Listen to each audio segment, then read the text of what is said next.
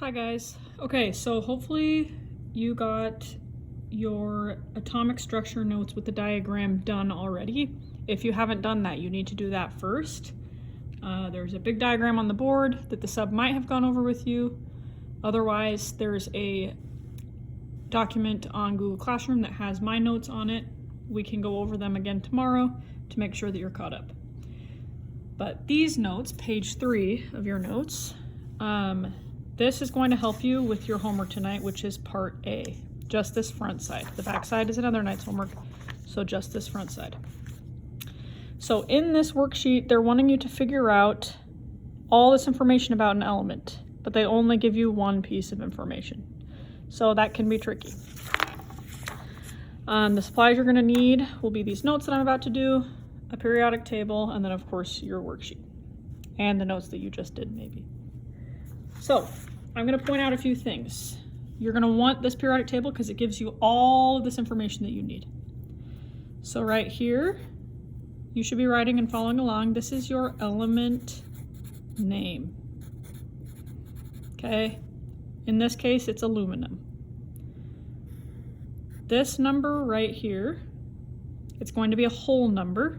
That whole number is called your atomic number. Atomic number, and that is equal to the number of protons.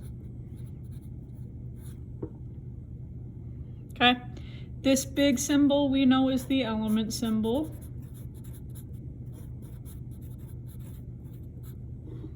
And then this weird number right here, this is called your atomic mass.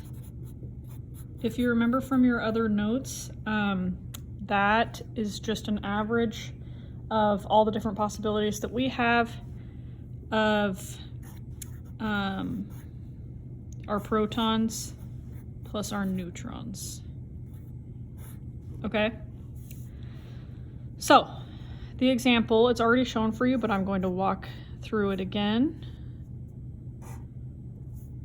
On part A. Part A, see how it's already filled out? Okay, so this would have been from the periodic table. We just gave it to you for notes purposes, but on another problem, you'd want to be using your actual periodic table. So our example, the first thing they're asking for is the element name. Well, we know the element name, right? Because we pointed out right here, it's going to be aluminum.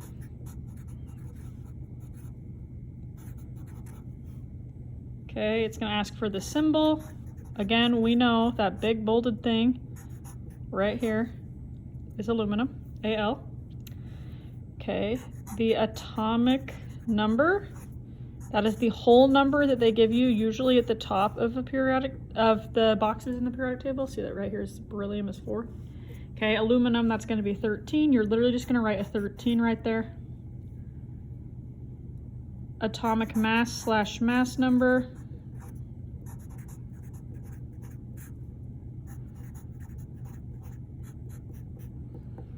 That is going to be this number, atomic mass, but rounded to your nearest whole. 26.9 is basically 27, so we're just going to write 27. Okay, and then it's asking for 3 different things. First thing is number of protons. Second thing is number of electrons. Third thing is number of neutrons. Whoa. Okay, number of protons is always equal to this atomic number. You know that any aluminum atom you ever get, it is going to be 13 protons. Okay.